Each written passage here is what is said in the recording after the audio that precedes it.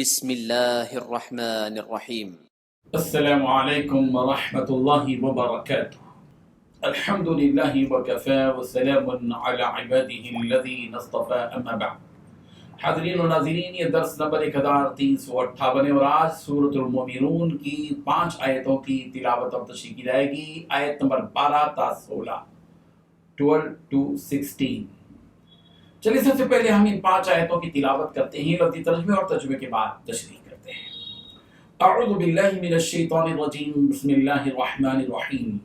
وَلَقَدْ خَلَقْنَا الْإِنسَانَ مِنْ صُلَالَةٍ مِنْ طِينٍ ثُمَّ جَعَلْنَاهُ نُطْفَةً فِي قَرَارٍ مَكِينٍ ثُمَّ خَلَقْنَا النُّطْفَةَ عَلَقَةً فَخَلَقْنَا الْعَلَقَةَ مُضْغَةً فخلقنا المضغة عظاما فكسونا العظام لحما ثم أنشأناه خلقا آخر فتبارك الله أحسن الخالقين ثم إنكم بعد ذلك لميتون ثم إنكم يوم القيامة تبعثون۔ صدق اللہ العظیم۔ وَلَقَدْ البتہ تحقیق، خلقنا ہم نے پیدا کیا ہے، الانسان انسان کو، من سلالت من طین مٹی کے خلاصے سے، ثم جعلناہ نطفہ پھر ہم نے اس کو ایک نطفہ کیا، فی قرار مکین محفوظ قرار گاہ میں، ثم خلقنا پھر ہم نے پیدا کیا النطفہ اس نطفے کو، علقۃ جمع ہوا خون، فخلقنا پھر ہم نے بنایا العلقۃ جمع ہوئے خون کو، مضغۃ گوشت کا لوتھڑا، فخلقنا پھر بنایا ہم نے المضغۃ عظاما اس لوتھڑے کی ہڈیاں، فکسونا پھر ہم نے پہنایا العظام لحما ان ہڈیوں کو گوشت، ثم انشأناہ پھر ہم نے اسے پیدا کیا خلقا آخر اور ہی نئی مخلوق، فتبارک اللہ چنانچہ اللہ بڑا بابرکت ہے، احسن الخالقین جو سب سے حسین بنانے والا ہے۔ ثم انکم پھر بے شک تم بعد ذالک اس کے بعد لمیتون البتہ مرنے والے ہو، ثم انکم پھر یقیناً تم یوم القیامت قیامت کے دن تبعثون دوبارہ اٹھائے جاؤ گے۔ ترجمہ یوں ہے، اور ہم نے انسان کو مٹی کے خلاصے سے پیدا کیا، پھر ہم نے اسے ٹپکی ہوئی بوند کی شکل میں ایک محفوظ جگہ پر رکھا، پھر ہم نے اس بوند کو جمے ہوئے خون کی شکل دے دی، پھر اس جمے ہوئے خون کو ایک لوتھڑا بنا دیا، پھر اس لوتھڑے کو ہڈیوں میں تبدیل کر دیا، پھر ہڈیوں کو گوشت کا لباس پہنایا، پھر اسے ایسی اٹھان دی کہ وہ ایک دوسری ہی مخلوق بن کر کھڑا ہو گیا۔ غرض بڑی شان ہے اللہ کی جو سارے کاریگروں سے بڑھ کر کاریگر ہے، پھر اس سب کے بعد تمہیں یقیناً موت آنے والی ہے، پھر قیامت کے دن تمہیں یقیناً دوبارہ زندہ کیا جائے گا۔ ان 5 آیتوں میں 10 باتیں بتائی گئی ہیں۔ پہلی بات، ہم نے انسان کو مٹی کے خلاصے سے پیدا کیا۔ دوسری بات، پھر ہم نے اسے ٹپکی ہوئی بوند کی شکل میں ایک محفوظ جگہ پر رکھا۔ تیسری بات، پھر ہم نے اس بوند کو جمے ہوئے خون کی شکل دے دی۔ چوتھی بات، پھر اس جمے ہوئے خون کو ایک لوتھڑا بنا دیا۔ پانچویں بات، پھر اس لوتھڑے کو ہڈیوں میں تبدیل کر دیا۔ چھٹی بات، پھر ہڈیوں کو گوشت کا لباس پہنا دیا۔ ساتویں بات، پھر اسے ایسی اٹھان دی کہ وہ ایک دوسری مخلوق بن کر کھڑا ہو گیا۔ آٹھویں بات، غرض بڑی شان ہے اللہ کی جو سارے کاریگروں سے بڑھ کر کاریگر ہے۔ 9ویں بات، پھر اس سب کے بعد تمہیں یقیناً موت آنے والی ہے۔ 10ویں بات، پھر قیامت کے دن تمہیں یقیناً دوبارہ زندہ کیا جائے گا۔ بزرگان محترم، یہ دنیا جو ہماری نگاہوں کے سامنے ہے، یہ کل کائنات کا وجود اللہ کے وجود کی دلیل ہے، اللہ کے وجود کی دلیل ہے۔ خود ہماری پیدائش اور 7 آسمانوں کی پیدائش اور آسمان سے بارش کا برسنا اور ہمارے فائدے کے لیے جانوروں کی پیدائش، ان چاروں چیزوں کا تذکرہ ان آیات میں اور اگلی آیتوں میں، ان 5 آیتوں میں انسان کی پیدائش کے 9 مراحل بیان کیے گئے ہیں۔ انسان کی پوری زندگی کے، جس میں پیدائش کیسی ہوتی ہے، اس کے مراحل، کتنے مرحلوں سے انسان گزرتا ہے، اور پھر اس کے بعد اس دنیا میں آتا ہے، پھر اس کے بعد وہ موت کا لقمہ بنتا ہے، پھر اس کے بعد وہ اس کو قبروں سے وہ اٹھایا جاتا ہے۔ انسان کی پیدائش کا پہلا مرحلہ یہ ہے، وَلَقَدْ خَلَقْنَا الْإِنسَانَ مِنْ سُلَالَةٍ مِنْ طِينٍ۔ ہم نے انسان کو مٹی کے خلاصے سے پیدا کیا. دنیا کے پہلے انسان حضرت آدم علیہ السلام ہیں جن کو بالراست مٹی کے خلاصے سے پیدا کیا گیا. یہ اللہ تعالیٰ کی قدرت اور اس کی وحدانیت کی کافی دلیل ہے کہ اللہ تبارک و تعالیٰ نے مٹی کے خلاصے سے ایک انسان کا وجود بخشا. سورہ روم کی آیت نمبر 20 میں انسان کو مٹی سے پیدا کیے جانے کو قدرت کی نشانی قرار دیا گیا. وَمِنْ آيَاتِهِ أَنْ خَلَقَكُم مِّن تُرَابٍ ثُمَّ إِذَا أَنْتُمْ بَشَرٌ تَنْتَشِرُونَ. اور اس کی نشانیوں میں سے یہ ہے کہ اس نے تم کو مٹی سے پیدا کیا پھر اب انسان بن کر چلتے پھرتے پھیل رہے ہو.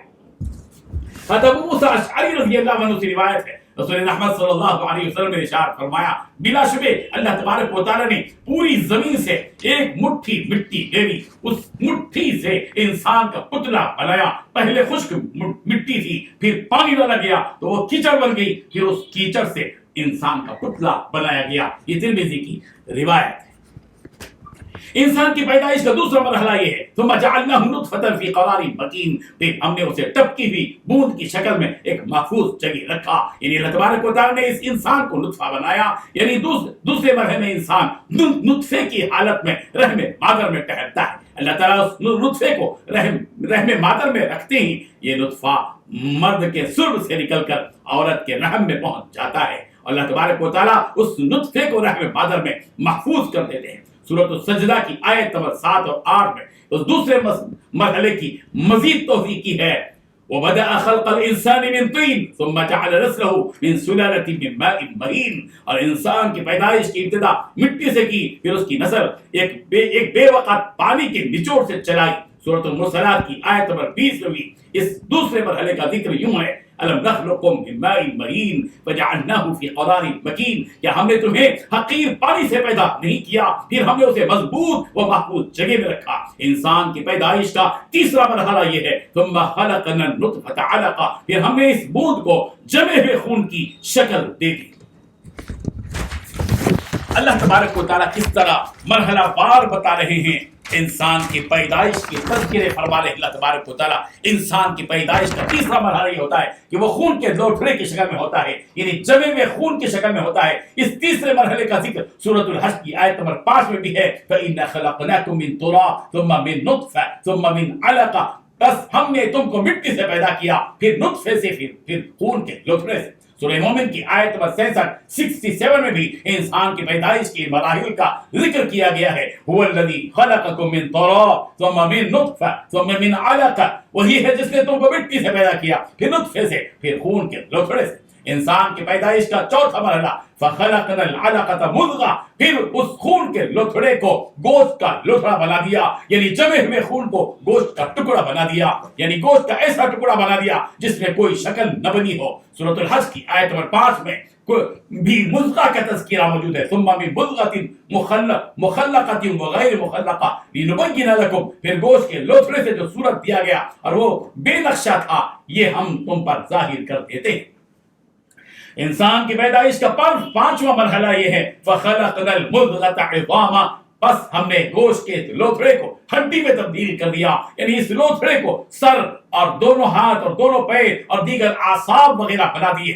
انسان کی پیدائش کا چھٹواں مرحلہ یہ ہے فَكَسَوْنَا الْعِظَامَ لَحْمًا. پھر ہڈیوں کو گوشت کا لباس پہنا دیا, یعنی ان تمام ہڈیوں پر چاہے وہ کسی بھی عضو سے متعلق ہو گوشت بھر دیا.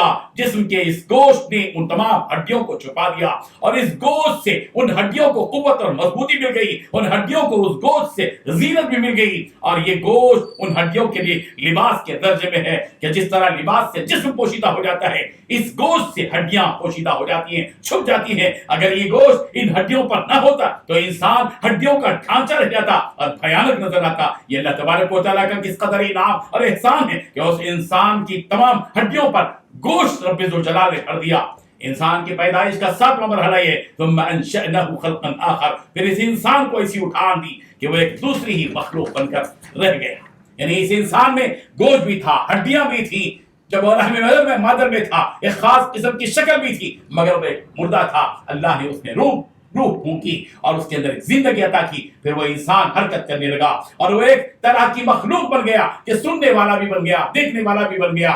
بڑی شان ہے اس رب ذوالجلال کی جس نے اپنی قدرت و طاقت سے اپنی حکمت سے ایسی مخلوق بنا کر کھڑا کر دیا. اور رب ذوالجلال پاک ہے اور بہترین خالق ہے، مالک ہے. انسان کی یہ تصویر رب ذوالجلال کی پاکی بیان کرتی ہے اور اس کی کبریائی کا اظہار کرتی ہے. انسانی زندگی کا 8واں مرحلہ، پیدائش تو پوری ہو گئی، انسان پورا بن گیا، لیکن یاد رکھو کہ یہ انسان اس دنیا میں 50 سال 60 سال 70 سال 80 سال جو بھی ہے جیتا ہے. پھر اس کے بعد کیا ہوتا ہے؟ ثم انکم بعد ذلک لمیتون، پھر اس کے بعد تمہیں یقیناً موت آنے والی ہے. انسان کی زندگی بس اتنی ہی ہے کہ وہ اس دنیا میں آتا ہے، ہم آنکھ کھولتا ہے، اس کا بچپن، پھر اس کا لڑکپن، پھر اس کی جوانی، اس کے بعد بڑھاپا، اور اس کے بعد زندگی کا اختتام، اور وہ موت کے منہ میں چلا جاتا ہے. ہاں عام طور پر تو ایسے ہی ہوتا ہے، لیکن انسان بڑھاپے پر پہنچ کر مرے یہ ضروری نہیں ہے. کبھی ایسا بھی ہوتا ہے کہ ابھی پیدا ہی نہیں ہوا، ماں کے پیٹ ہی میں انتقال ہو گیا، کبھی پیدا ہو گیا پھر انتقال ہو گیا، کبھی 8-10 سال کے بعد، کبھی 9-10 سال کے بعد، کبھی 12-20 سال کے بعد، 12 سال کے بعد، کبھی 20 سال کے بعد، کبھی 25 سال کے بعد، کبھی 90 سال کے بعد وہ موت کے منہ میں چلا جاتا ہے. انسانی زندگی کا 9واں مرحلہ بتایا گیا، ثم انکم یوم القیامۃ تبعثون، پھر بلا شبہ تم قیامت کے دن اٹھائے جاؤ گے. یعنی جب تم قبروں میں آرام کر رہے ہوگے، قیامت کا دن آ جائے گا، سور پھونک دیا جائے گا، تم کو دوبارہ تمہاری قبروں سے زندہ کر کے اٹھایا جائے گا تاکہ تمہاری اعمال کی جزا اور یا سزا تم کو مل سکے. سورہ عنکبوت کی آیت نمبر 20 میں بھی کہا گیا ثم اللہ ينشئ النشأة الآخرة، پھر اللہ تمہیں دوبارہ پیدا کرے گا. اللہ تبارک و تعالیٰ انسانی ان مراحل کو سمجھنے کی اور فکر کرنے کی اور اپنی زندگی اپنے آپ پر غور کرنے کی اور اس غور اور تدبر کے ذریعے اپنے رب کو حقیقی معنی میں پہچاننے کی ہم سب کو توفیق عطا فرمائے. آمین. وآخر دعوانا ان الحمد للہ رب العالمین.